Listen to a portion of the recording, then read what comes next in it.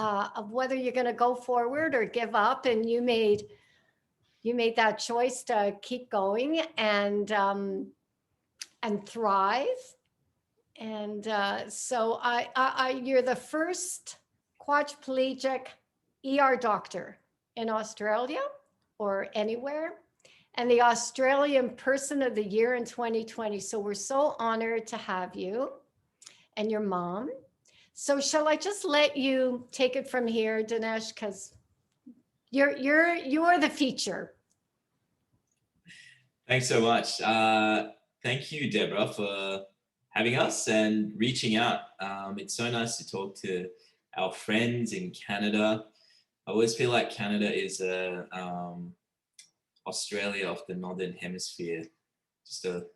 We're just a lot warmer down here and have kangaroos. But I work with a bunch of Canadian nurses and some doctors as well. So yeah, I would love to visit one day. So this is my mom, Chitrani, and we're here in the Gold Coast in Queensland, Australia. It's a very sunny, beautiful day. I can see the beach right now, and the skies are blue. So I'll share with you a little bit about how me and mom got here and how we came to be chatting to you today and what's happened over the last few years. On the 31st of January, which is just over a week ago, it's been 11 years since I had the car accident. And normally this day comes and goes and I don't even think about it anymore.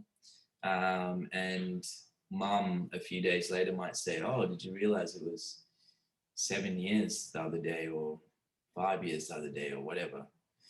But this year has really given me an opportunity to reflect on the 11 years that it's been since the accident. You know, I think difficult things happen to all of us and terrible things happen to all of us. But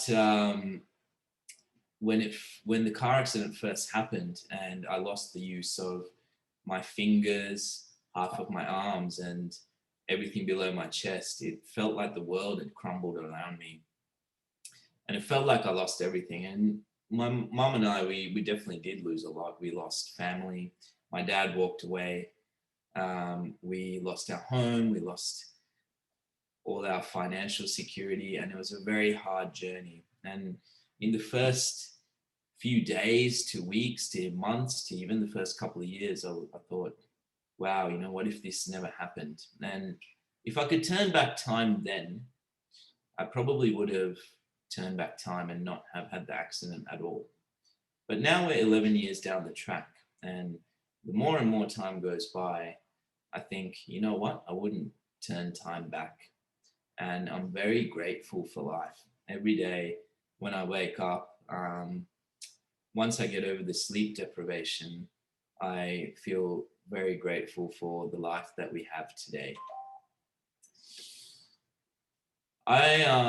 I never grew up wanting to be a doctor. I actually had a bunch of ideas about what I'd do when I grow up. And most of my early life was spent in Sri Lanka. And we moved to Australia when I was 10 years old. And like many, my family sought a better life elsewhere. And for us, Australia was the place to do that. And arriving in Australia was an amazing thing. We came to Sydney initially, and seeing the Harbour Bridge and seeing all these huge supermarkets and beautiful roads and change of seasons. It was a whole new world for us. And we moved to Byron Bay after that, which is where I went to school. And Byron Bay was a really little seaside town. It's beautiful. It's the most easterly point in Australia. And it's become a bit of a haven for the Hollywood types now. So Chris Hemsworth lives there. Matt Damon flits in and out of there. So it's gone from being a tiny little town to a very busy town now, after Thor moved in. But growing up there was it was a very carefree experience. I used to ride my bike around the place, play basketball. I wasn't very academic though. Was I? Yeah. So mum gives me a look. I thought he went to school until I got his report card and says so many days he was absent from school, and I'm like, what? So I used to wait for mum to go to work and then go back to sleep. Um, so it's very awkward these days because kids come into the ER with their parents and the parents say, can you tell my son how hard you had to work in high school to be a doctor today? And my answer is not very straightforward. So I grew up there and we moved to Brisbane because I think mum wanted me to focus a bit more on school. And if we stayed in Byron Bay, I may have had a career in herbal medicine of sorts. So we moved to Brisbane and I finished school and I didn't really know what I wanted to do then. And mum has always been a big influence on my life. She's taught me how to drive.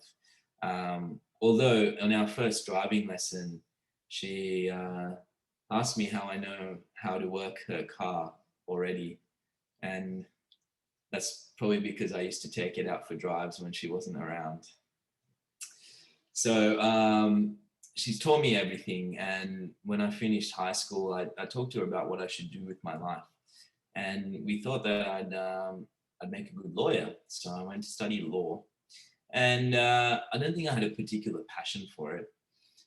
But it was fun. It's fun finishing school and going out into university and experiencing this world and being free and getting around. So I started studying law, but over a period of time, I began to get depressed and I stopped enjoying things as much. And I remember this feeling of being flat, and even the colors outside just seemed a bit dull, and the music didn't sound as good and the food didn't taste as good.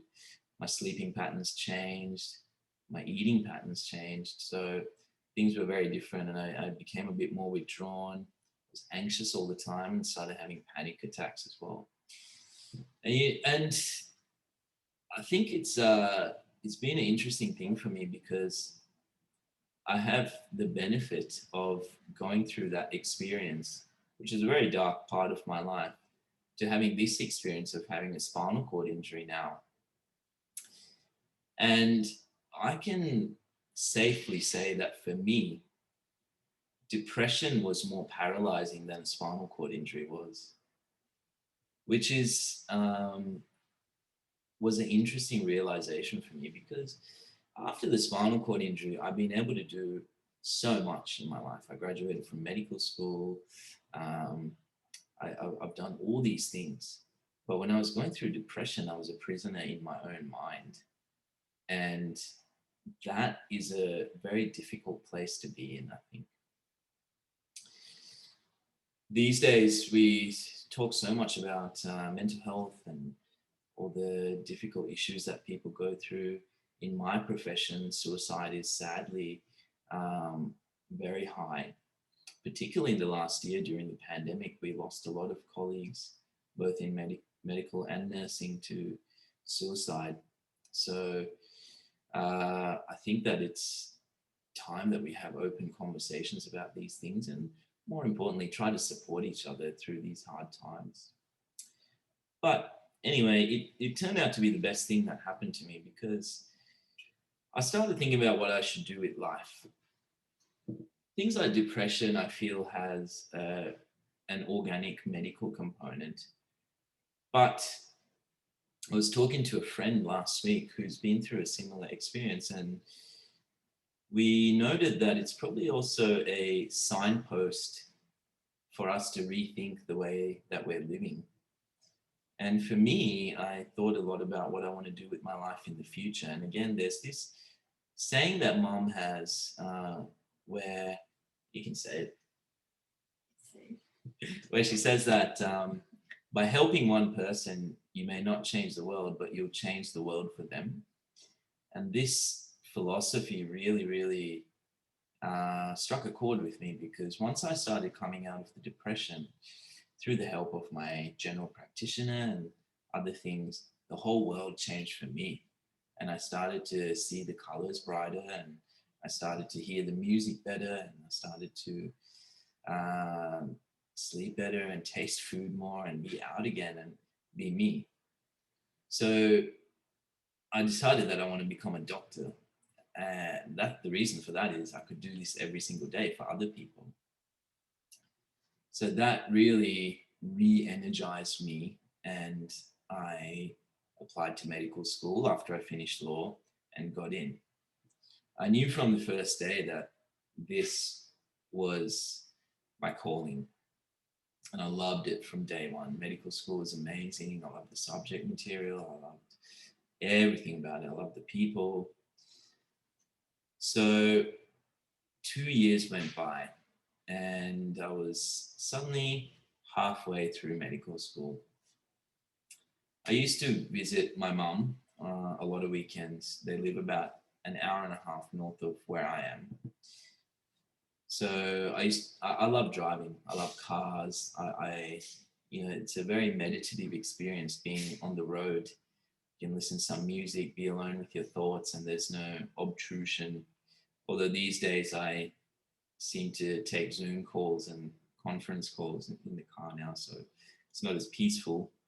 But I was taking that drive, listening to some music, and on my way back from visiting mum and dad, it was one of those sliding doors moments when I decided to leave through a series of events at a particular time, on a particular day, and the weather was a particular way. And I gave my mum a hug, and that was the last thing. Don't cry. She cries every time I say this. And the last thing I did standing up to this point was hug my mum. So I always tell people to hug your loved ones before you walk out the door, because you don't know what will happen. So I hugged my mum and cry, and got in my car and drove off. And again, it was a bit of a sliding doors moment, because I was going to take this certain exit and I didn't, and I was going to stop at this certain place and I didn't, but I got to this particular point in the highway and I saw a black slick. It was about 8:30 p.m., so it came up very quickly, and it was shiny. It looked a bit like oil, but I can't really tell what it was. And as soon as I hit that black slick, my car lost control. And it started spinning and spinning and spinning and spinning. It mounted an embankment on the side of the road, came back down, and the nose slammed into the road. And my car started flipping through the air, front to back. It was the most violent experience that I've ever had. All I could hear was the glass exploding and the metal. Things were flying around the cabin. And I got to a point where I stopped being scared because I realized there was nothing more I could do. I like to think that this was my ultimate mindfulness moment where I reframed a situation, because I then decided to enjoy this car crash like a roller coaster. And so for the final moments, I was just having fun while the car was rolling into oblivion. And it seemed like it rolled away forever. But when it finally landed, it landed upright and everything was dead silent. So I looked around and I was wearing a white t-shirt. The white t-shirt was now mostly red from blood. I had a big gash on my head and I was just stunned. But at that point, I tried to get out of the car. And I realized that my fingers weren't obeying my command. I couldn't grasp the handle. So that was a curious thing. But then I rested that hand on my leg. That's when I realized that I couldn't feel my leg anymore. I don't know if you've ever had a moment where you've got some bad news, or you're just going about your day and heard something or realized something shocking. But that's what happened to me then, because I was far enough in medical school to know that I probably had a spinal cord injury and my life had changed forever. It was a horrific realization. I started to panic. Someone pulled over and called the ambulance, and an ambulance or a fire truck was the first thing on the scene. Interestingly, the fire truck also hit whatever I hit, and they lost control. And they were able to, the bystander, I met him years later, the bystander who pulled over and called the ambulance. Sadly, this was his daily commute, and he had a form of PTSD from it, and he was never able to drive through that road again, because he said he held my head that night and it took him hours to wash off the blood. And sadly, the horror of it all affected him in such a way that he could never drive through that road again, at least for a long time. So he saw the fire truck flying past, and that wasn't because they were driving past, because they lost control and they were sliding. And he said, why are they driving past? But they backed up, they started to cut me out of the car, and the next thing I know, I was in an ambulance on the way to the hospital. I looked up and there was a doctor in the ambulance who gave me a lecture just a short time before this happened. And we connected because he was an emergency physician, and he gave us a lecture about emergency medicine. And I remember that lecture so clearly because I thought, wow, this guy's amazing. And this is what I want to be doing in my career. And I thought he was like a rock star almost. So to have him there in the ambulance with me was a huge coincidence. And we chatted and connected, and I ended up in the hospital. I always talk about to medical students, and I guess other people, about that experience in the ambulance with him. Because isn't it interesting that 11 years later, I'm here talking to you about that doctor and what he said to me. There was a physician in our emergency department who sadly passed away, but he loved to say that people may not remember what you do for them, but they'll remember how you made them feel. And I think that's a really powerful thing, because I remember that. But I also remember the terrible experiences that I subsequently had as a patient. Before I went under anesthetic, someone told me that I may not wake up again and I'm badly injured.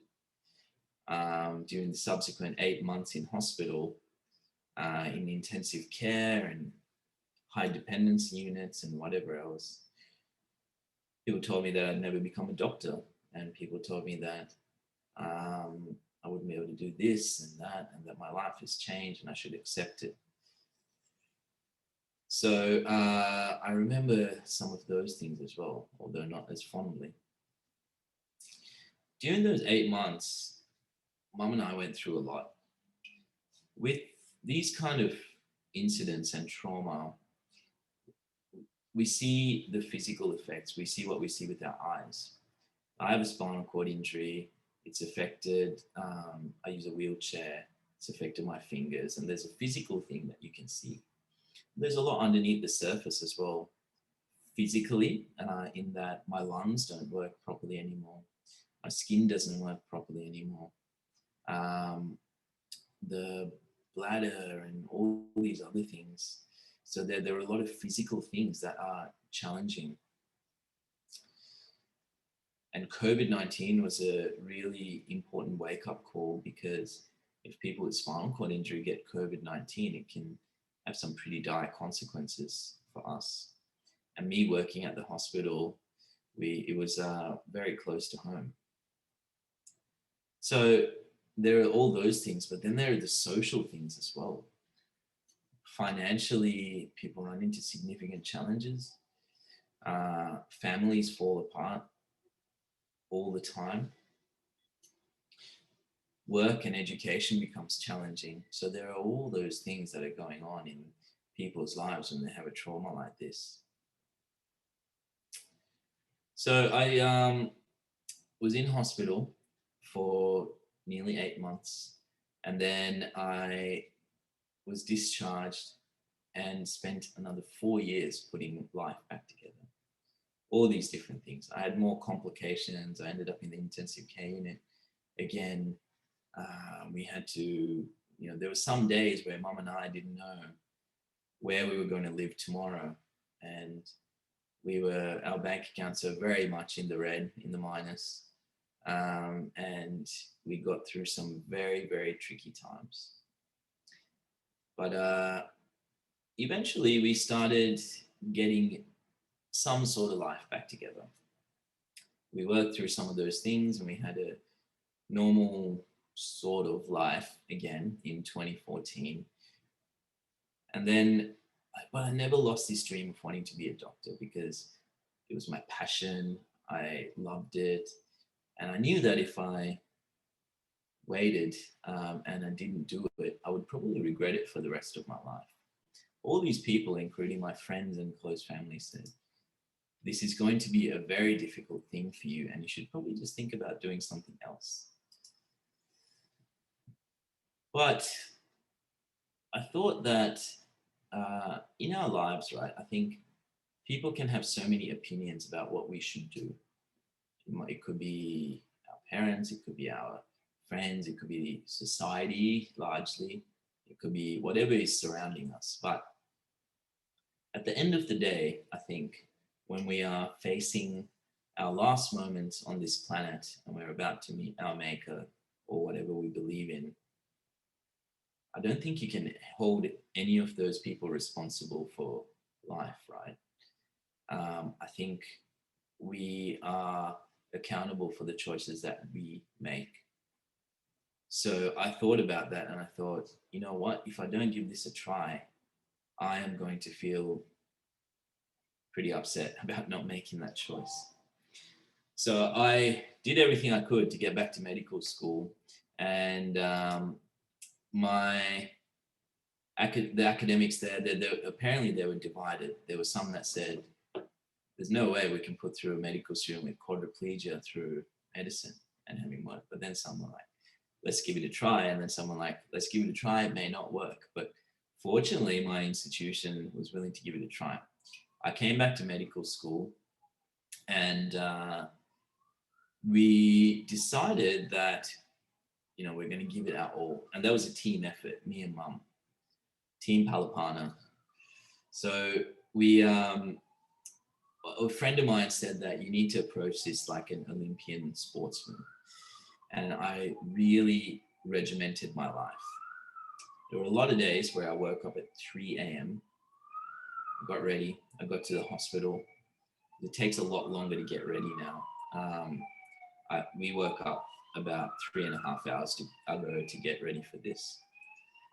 So I was doing that. I went to the hospital. I spent time as a student. And then I went to the library afterwards and I studied and studied and studied and studied until the last tram came. Because we didn't have a car then. But we bought our first car about 7 months ago after 11 years. And that's because I love cars and I love toys and I wanted to wait to get the perfect car. So we were just catching the tram and taxis if we could around then. And I got home at about 11:30, went to sleep, got up at 3 again. And I did this 6 days a week. I gave myself 1 day to sleep. And mum did this too. Mum was up, she was running around, she was making all this happen for me. And in 2016, I came to Boston, and I spent some time at the Harvard University as well as a visiting medical student, the first with quadriplegia, they tell me. And then I graduated as the first medical student with quadriplegia in Queensland. It was a very, very challenging thing to get my first job then, but that moment was really special. We remember the smells and the sights and the sounds, and for Mom and I, it was one of the best moments in our life because it was a team effort, and we did it. Employment became a really hard thing, even though our jobs were guaranteed. It still was very challenging, and they weren't very happy to have someone with quadriplegia work in a hospital. But fortunately, we had a lot of people that supported us, and we finally, at the 11th hour, got a job. And this is now my 5th year as a doctor. So I work as a registrar now, as of last week, in the busiest emergency department in Australia. And I love my job. I split my time between that and spinal cord injury research. We received $2.1 million in funding for a project that I'm co-leading with one of my collaborators. And the goal is that one day I can stand up and have this chat to you. So every day I'm not at work, I'm at our research lab, and I do a lot of other fun things as well. Mum and I fight for the rights of people with disabilities. During COVID, we did a lot of work nationally and through the state to make sure that there's equitable treatment for them in hospitals and socially. We've had the opportunity to contribute to all these amazing things, and we feel very privileged to be able to do that and to be in a position to do that. So life is good. We have fun every single day, and we're very happy. At least once a day, either Mum or I, we find ourselves saying to each other, "How good is life?" And we are very, very happy. And there's an incredibly bright future, and we are excited, and we are grateful to have opportunities like this where we can share a morning with some awesome people like you. So thank you for having us, and I might take this opportunity to have a chat and answer any questions or take any comments. I can see one already. What was the biggest? There's a few coming through, so don't worry about the chat, Dinesh. I'll manage them. People are Okay. putting them in order, so we'll ask. But I'd love to ask your mom. As a mom myself, I can't even imagine how you felt when you got that call about him Dinesh being in the accident, and what the journey was for you. Can you share a little bit about what, because you've changed everything too. You went from IT, now you're a rehab counselor, you're an advocate, so your life changed. Yeah, I think that phone call actually changed the whole world because Dinesh is my only son. And but when I went to the hospital and when I saw him, he was laying on a bed ready for the surgery. The first thing he said to me was, "I'll be all right, Mom, don't worry," because, and I knew, knowing him, I knew that he will get up and go one day. And because he always had a strong will, and I knew that together we will make something out of it. And like Dinesh said, during the last 11 years, we've achieved a lot more than we have achieved in our whole lives. So yes, it was life changing, but I thought that's what mothers do. You always stick with your kids, and it's I wouldn't be anywhere else but with him. So I'm glad he made the most out of my sacrifices also. And Mum's taught me a lot about strength and love and perseverance. often see mums coming with their kids to our hospital, and I have a soft spot for them all the time because I remember our own journey. And I don't think there's any love stronger in this universe than that bond that you have. Yeah.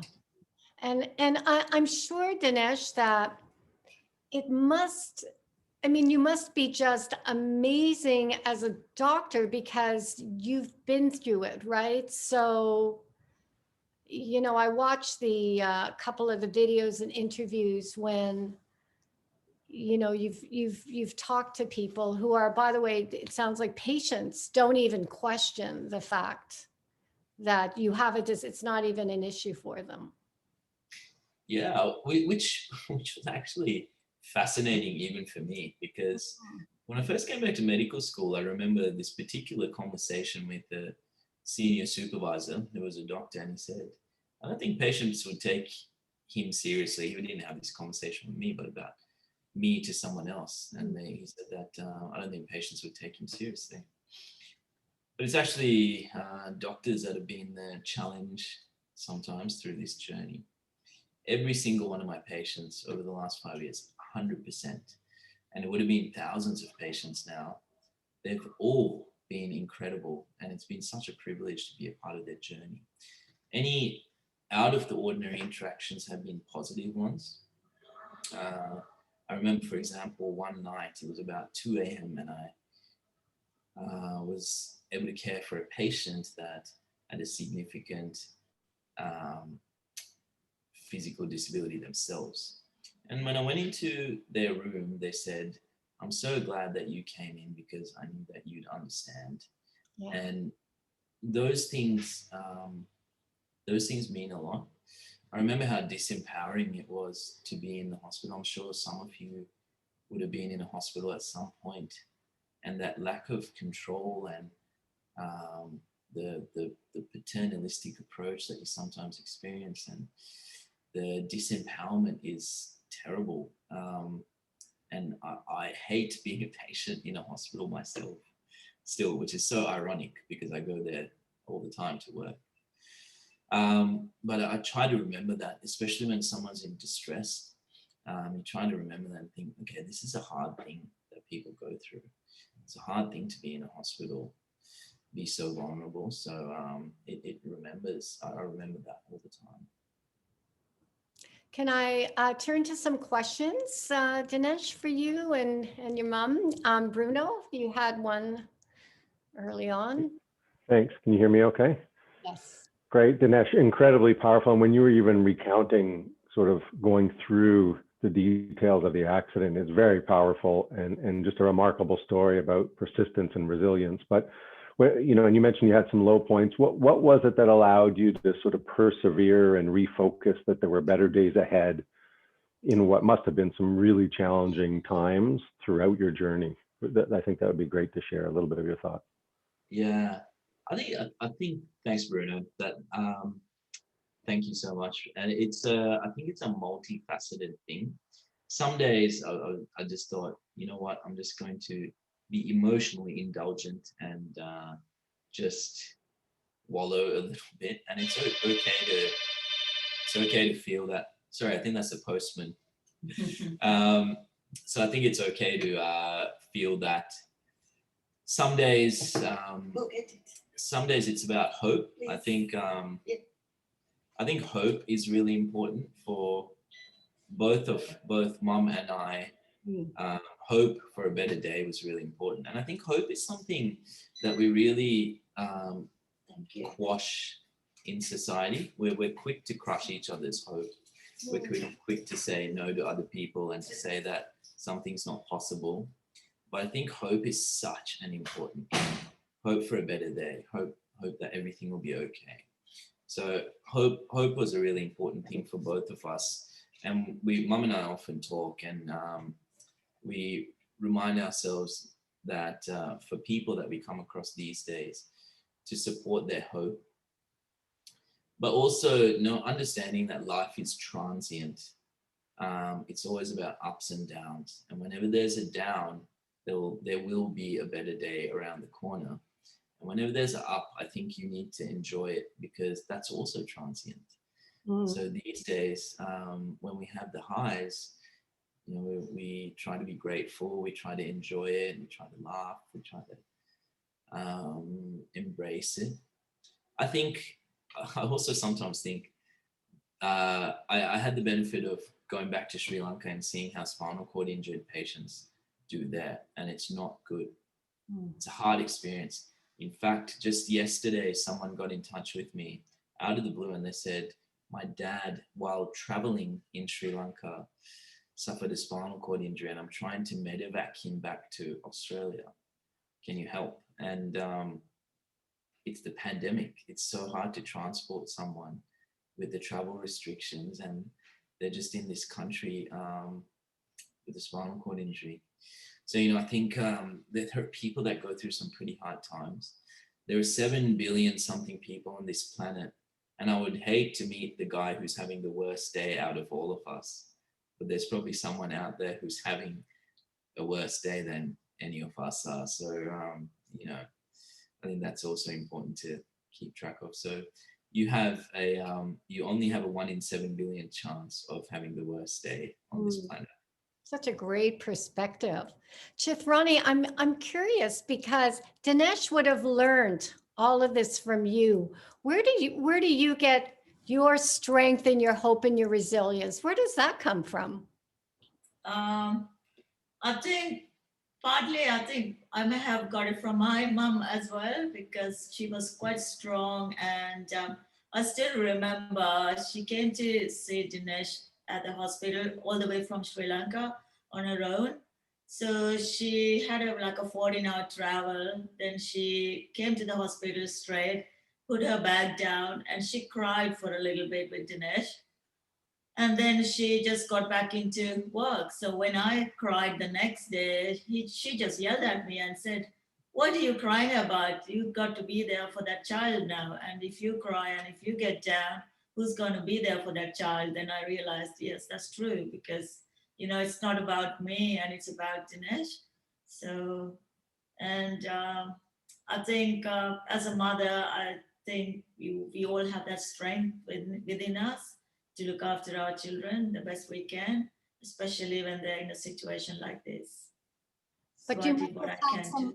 you must have had some times by yourself when you weren't in front of him, huh?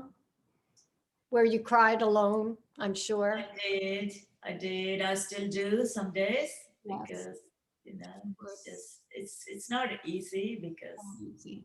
but I'm happy that he's where he is today. I'm Yeah. so happy that he's independent and he's doing what he loves doing to the best of his ability these days. So yeah, You must be so proud of him. I really am. I'm Yeah. so proud. And he became the Australian of the Year for Queensland 2021 this year. So that's a big achievement. That's very big. That's huge. Well, you had your own award too, Shakrani, right? I did. I just got my master's in rehabilitation counseling in December last year. Yeah. And I've achieved a lot as within the 11 years myself as well. What a pair you are. You're amazing. Tamara, you had a question. Thank you. So I actually just really wanted to ask you again about COVID. I think it's very different where you are. I was wondering how you're managing now and how you're protecting yourself from it. And just really how it is where you are, because we're kind of locked down now again. We're back in our homes, at least in parts of Canada, and not visiting each other. So just wondering how it's going for you and how you're managing to keep safe. Mm. I always feel a bit guilty answering that question to our colleagues around the world and friends because life is fairly normal here. Yesterday in the whole country, there were 3 new COVID cases. There is no community transmission. It's all return travelers that are isolated in hotels. So, you know, we feel extremely lucky. Like we go to coffee shops, go to the beach, we go to people are just out and about. So we're very, very, very, very fortunate. And I know it's always feel guilty talking about that, because I know how, as Paul just commented, I know that people are going through such hard times around the world, but it's just really mostly just life as normal for us. Dinesh, Tamara also had a question. There are a lot of HR leaders on this call. How can we support people with disabilities in the workplace? Like what, Yeah. like what did people do for you? Like how did they make it possible for you?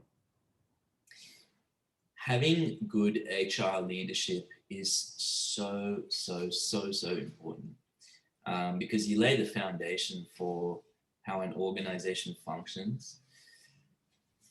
In Australia, at least, the challenges that we've seen are from middle management. There's good top level leadership that say we want to have diversity and inclusion in our organization. There's also a groundswell from the grassroots where, my colleagues and people around me have been so supportive. I even had, when I graduated, when I was struggling to get the job, one of my bosses, who's become now a very close and dear friend, who I'm very fond of, we talk about chocolate and eating chocolate at night because that's our vice.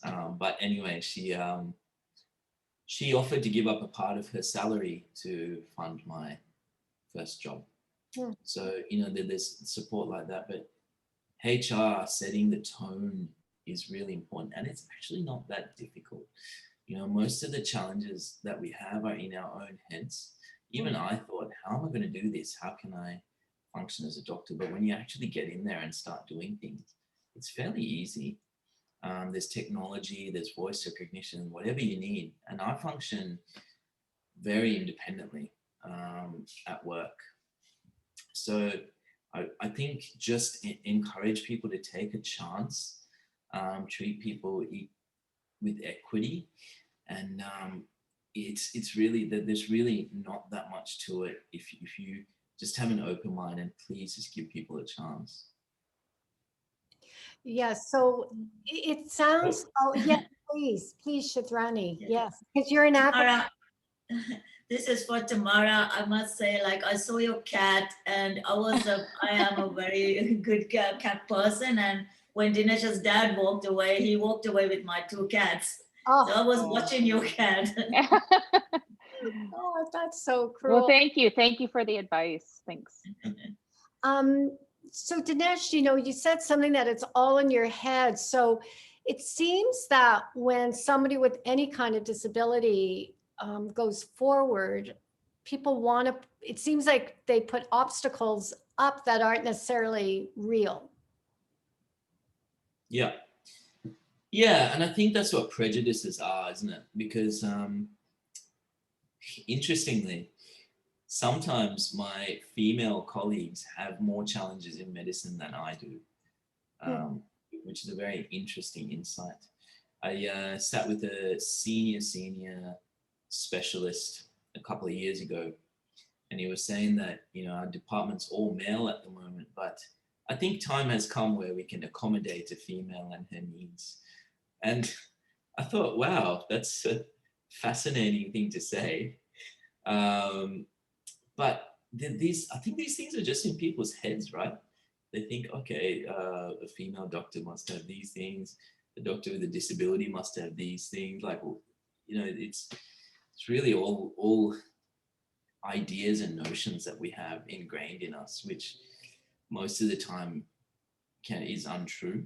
And it just snowballs into this thing where, like, oh, he can't use his hand, so what if this happens? And then he kills someone, and then the hospital gets sued or whatever else. Meanwhile, there's a doctor who's drunk in the operating theater, so a lot of this stuff's in our head, I think. Sarah, would you like to ask your question? I would, and I'm going to be selfish as a mom of an 8-year-old. So before I ask my question, thank you for sharing your story. I literally had chills and misty eyes, even with my camera on. Me too. So my selfish question as a mom of an 8-year-old is, I think a lot about, my own resiliency and my own perspective. How do I help teach my son that? And that's something that I don't know that I've really cracked the nut on. And I would love to hear if you have any insights or tips on that, on how do you teach a child who hasn't been through a horrible life situation or hasn't had the same circumstances that maybe everyone else has. How do you think about that? Do you have any thoughts? I might let the expert start the answer for that question. Yeah, I suspected you might. I actually let Dinesh do whatever he wanted to do, and I supported him with everything he did. Even when he made mistakes, I was there for him. So I think he learned through his mistakes at times, and he was able to do whatever he wanted to do, and he had his free will. I didn't take it away from him, but I told him, like, don't do this. Sometimes I tell him, like, if you do this, this will happen. But he went ahead and did some naughty things at times. But I was always there to defend him, even though, you learn through your mistakes and you become stronger that way. But I think we also had that's very true, by the way. And we also had a huge variety of experiences. And I think maybe giving kids a breadth of experience is really important. One thing about Sri Lanka is that when I was a kid, I saw a lot of violence. Like, we drove past some bodies being burnt alive, and we saw a lot of stuff. So, I mean, those are external things that shape who we are.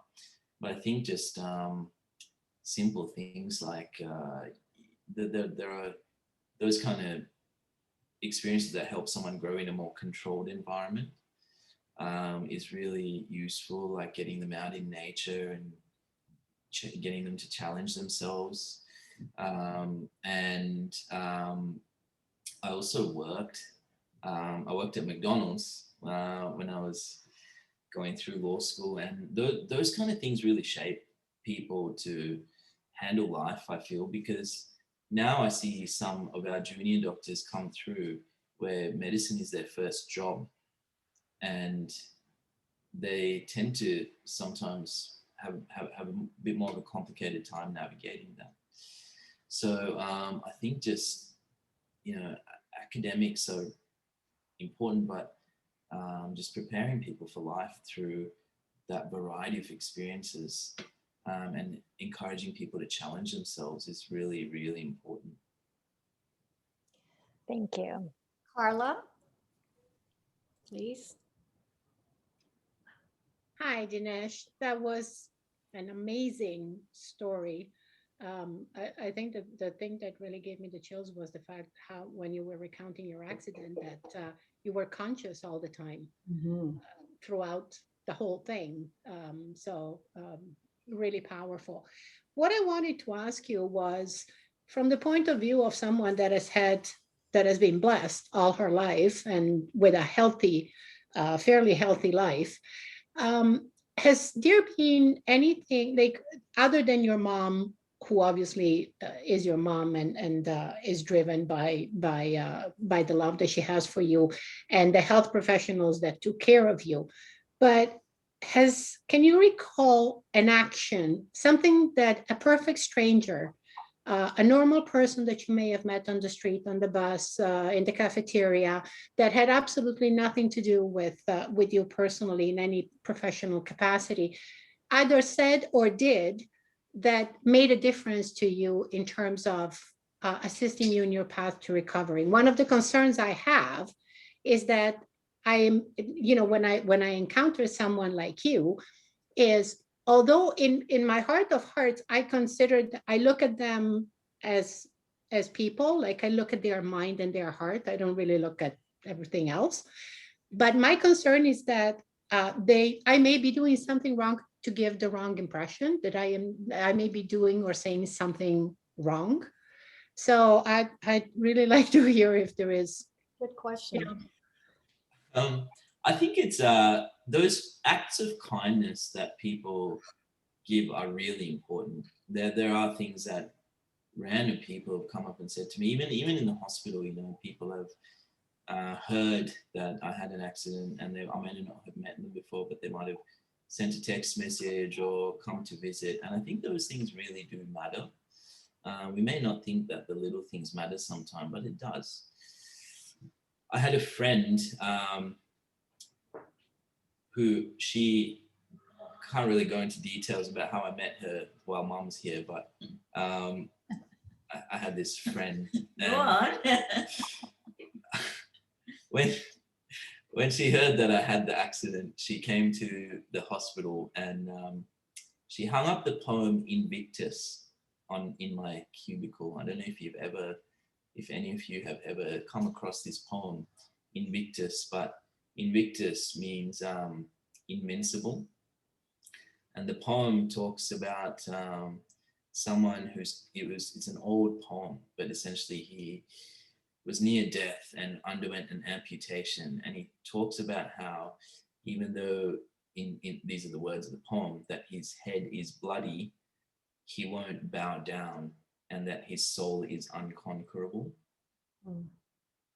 And someone hung that up in my cubicle, and that made such a big difference when I read that every day. So it's little things like that that make such a big difference to our lives, and you remember it for a lifetime. So I think, it is important to do things like that.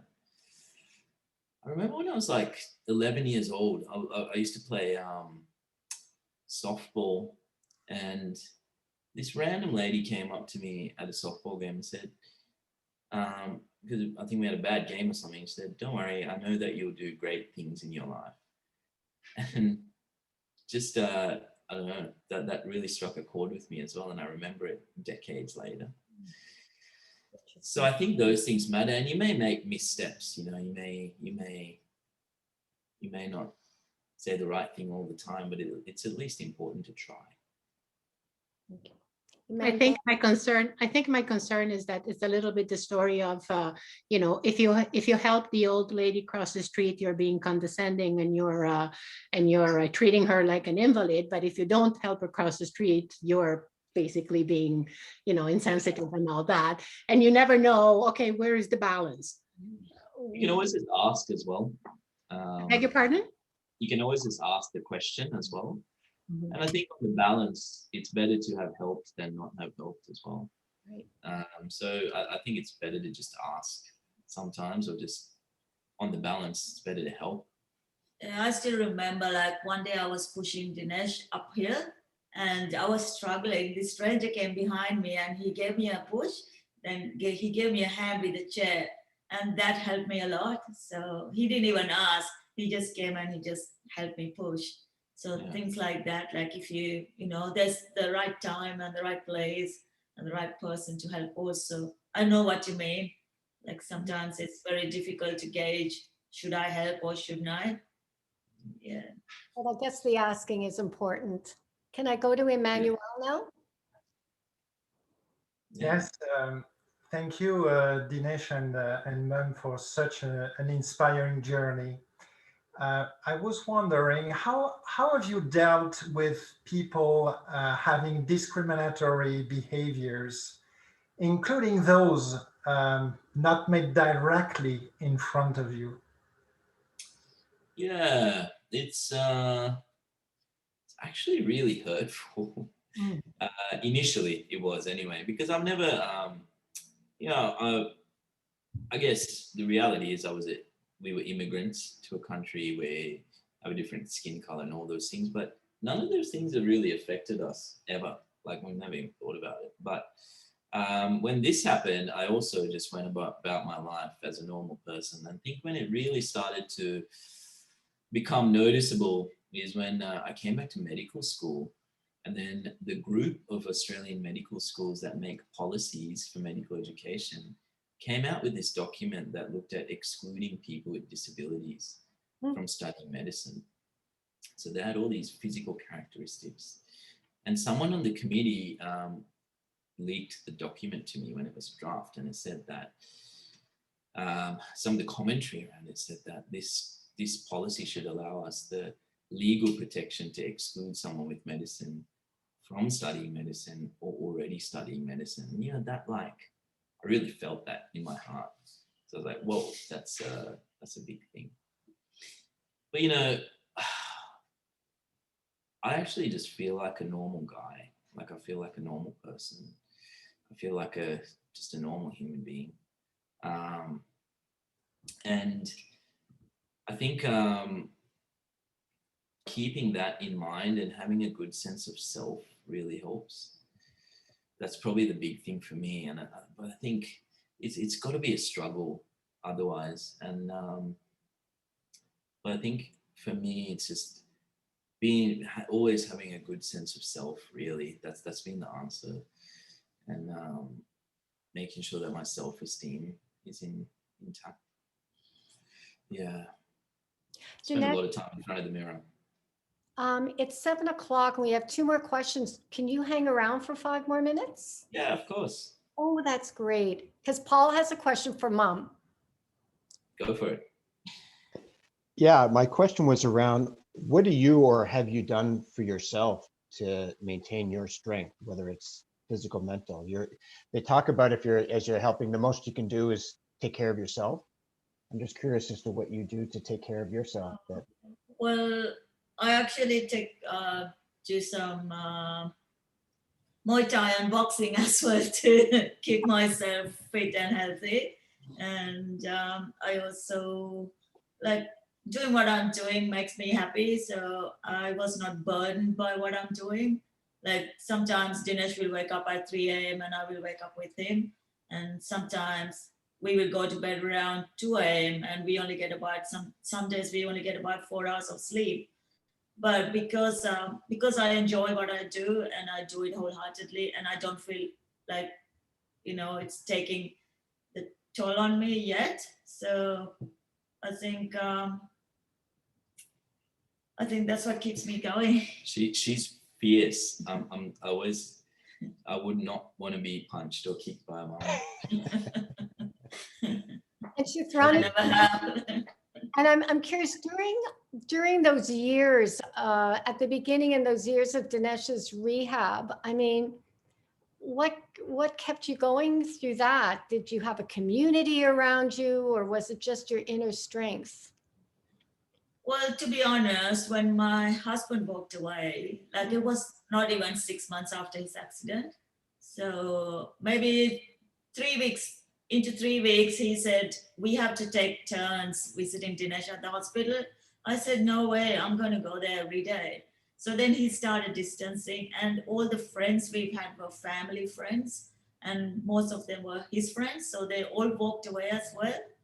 So we were lucky because Dinesh had some really great friends and their families got together and supported us.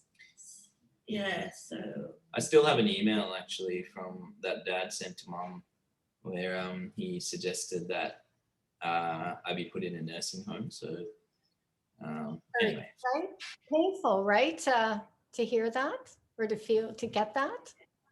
But we don't even think about it all right now, yeah. which is probably sad for him, really. Yeah, absolutely. Andrew has a question. Hi, Dinesh. Come on screen, Andrew, to ask your question. I'm my internet, unfortunately. Okay, that's fine. Go ahead. So my question, Dinesh, is really, you know, talk about, you know, being a human being, and so my question really is, has there ever been a situation where people that you've studied or worked with, you've had arguments or disagreements or friction, and how did you resolve it? And particularly because, you know, you're in the situation, how did they react to you? How did you react to them when you had those arguments, disagreements, or friction with another human being in your work life or study? Do you mean after the accident? Yes. Yeah. So I never had any friction with students, which is very interesting. So not a single episode. So that was really interesting. In work, let me tell you, doctors are terrible to each other. So we, none of it has been because of the spinal cord injury, but you might be talking to a colleague on the phone, and there's a lot of aggression often, like particularly the junior ones end up crying, and that that you just want the best outcome for the patient most of the time, right? So it's actually a very difficult thing that I still grapple with today, because when you have such an unsavory, like for example, right, a couple of months ago, it was like 4 a.m. and I had this 9-year-old lady who lived alone, didn't really have anyone. She came in and she was having a heart attack in the ER. So we did our bit to stabilize her and sort out the emergent things. But what she really needed was the cardiologist to do their bit next. When I call the cardiologist, he picks up the phone and I said, hey, you know, I've got a lady with this kind of heart attack. And he said, I don't care. And he hung up the phone. Oh. So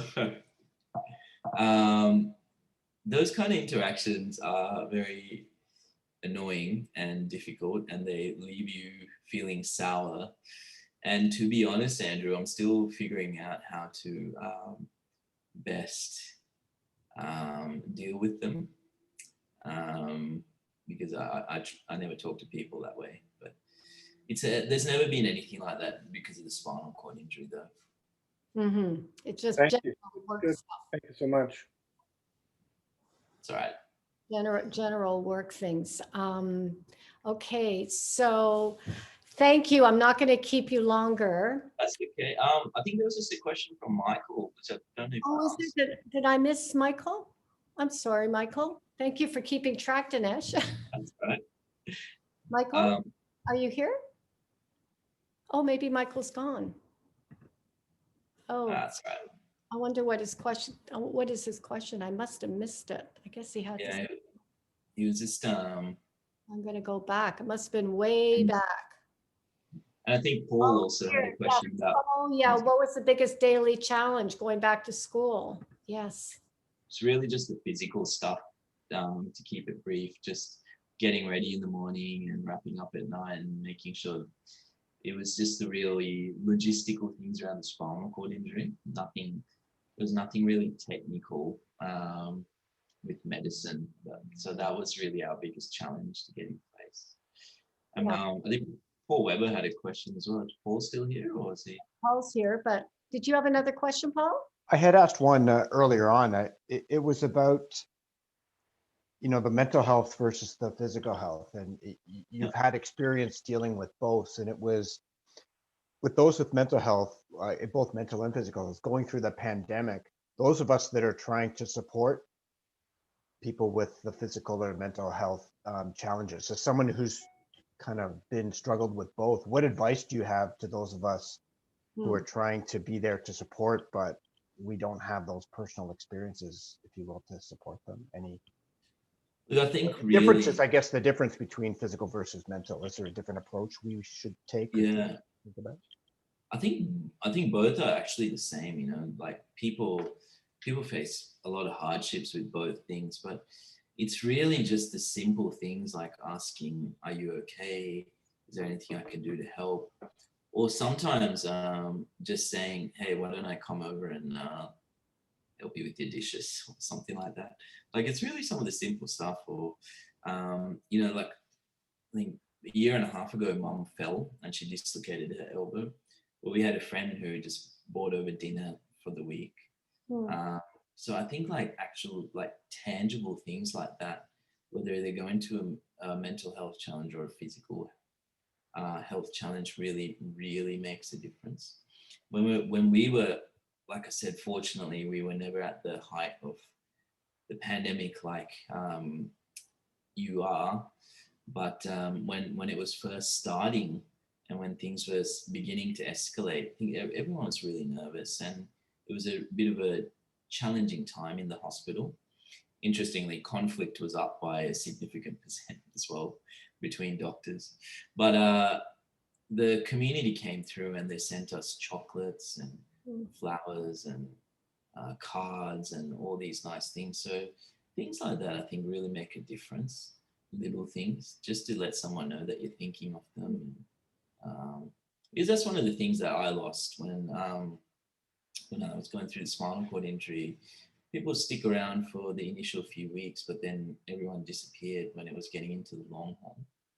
And some of my friends didn't stop contacting me, replying to my messages and all those things. So there were a few people that really stuck with me and still do till today. And I love them and value them for that.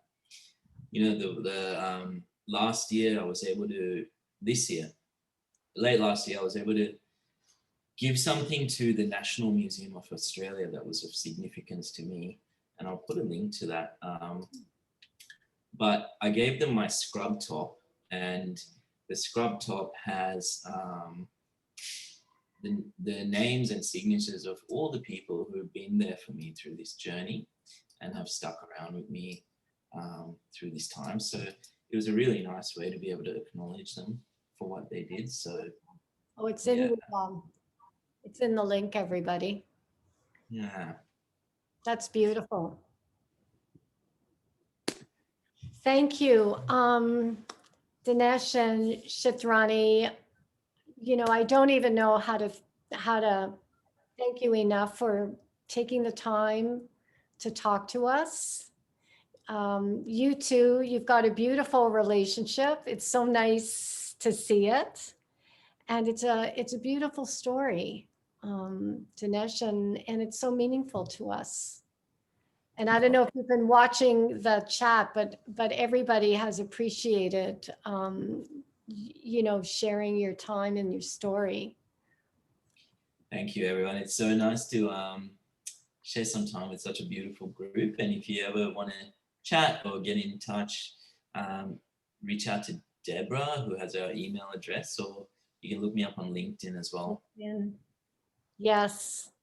Thank you so much. I feel like we want to stay in touch with you, and you've been so generous. And Chitrani, what a mom you are. Like, you're mom of the year. If they had a mom of the year, Australia of the year and then mom of the year, that's got to be you. I'm sure Dinesh sees you as the mom of a lifetime. Cheers. Thank you so much for having us. Thank you. Take care, everyone. Stay safe in Canada. Thank you. It's been beautiful. Thank you for your time.